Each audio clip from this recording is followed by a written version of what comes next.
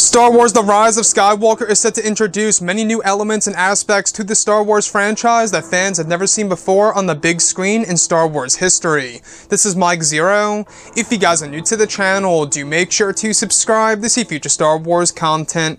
Now, one aspect of Episode 9 that a lot of people are truly looking forward to seeing is, of course, exactly how the characters of Rey and Kylo Ren will be utilized on the big screen and exactly how they are going to appear together in the same exact sequence by director J.J. Abrams. Now, what's great about Abrams is that he is bringing back the idea of course, lightsaber duels, space battles, and land battles, in a real specific and unique way that we have ever seen before in Star Wars films within the Skywalker saga.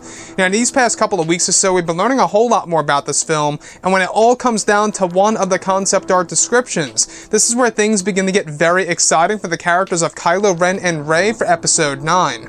Now, specifically, shot descriptions consisting of both Kylo Ren and Rey, with both of their lightsabers locked together on the battlefield of the First Order, where it said that Kylo has the upper hand, where he is making powerful strikes against Rey, causing her to fall down to the ground, where she then uses the Force Push technique, causing Kylo to fly in the air.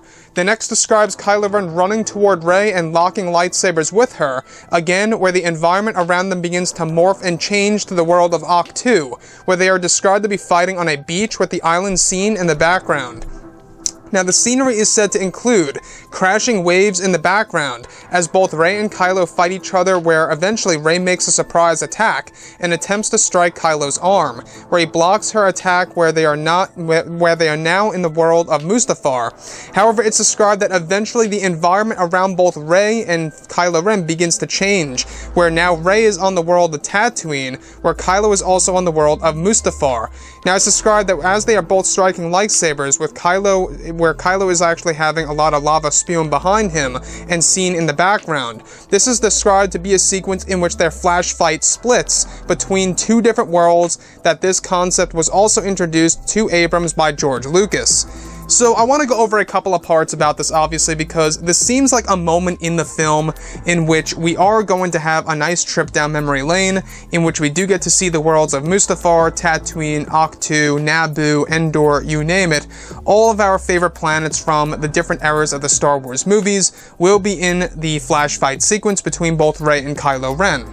So let's go over the first piece here that really stands out to me a lot, is of course the moment in which the flash fight is said to split. Now, the flash fight is described to be a very unstable fight for both Kylo Ren and Rey.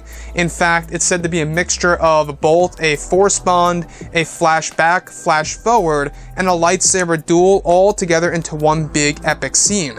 Now, this to me sounds like that J.J. Abrams really is trying to evolve the idea of lightsaber duels and exactly, what's going to be made possible in a Star Wars film, and that he's really trying to make this one pretty much on par with the Anakin Skywalker versus Obi-Wan duel from, of course, Episode 3, which I'm not quite sure if he will be able to top that. We'll have to wait and see.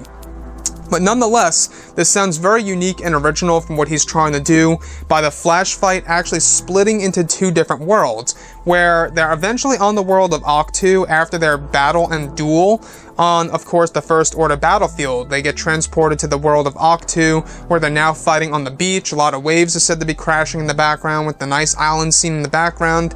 And that eventually leads to a sequence in which they lock their lightsabers together, where Kylo is now on the world of Mustafar, with a lot of lava spewing behind him, where Rey is actually on the world of Tatooine with the binary sunset scene in the background. So this is very iconic and somewhat of a piece of symbolism of, a little bit of Darth Vader going up against Luke Skywalker in a sense, because both worlds are very much in tune with both of those characters.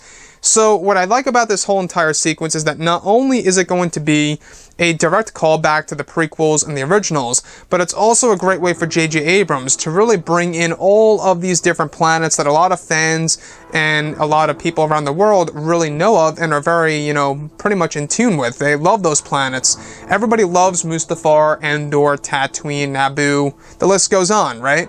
And that's exactly how he's going to really bring those worlds back into play here in a quick way during their lightsaber duel at the very end of the movie.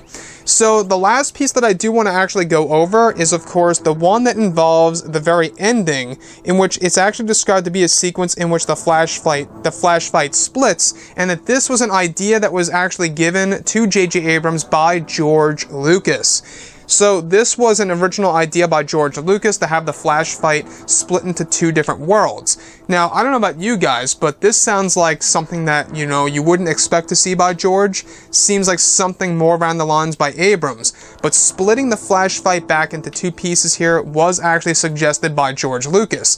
The flash fight in and on itself, though, was indeed crafted by JJ. That was actually given the okay by George Lucas, and George even handpicked, all the different worlds that are set to appear during this lightsaber duel in the third act of episode 9. So let me know what you guys have to say about all this below in the comments, and if you guys did enjoy the content for today, do make sure to drop a thumbs up on this video to support the channel. I thank you all so very much for the kind support, and I'll catch you guys next time.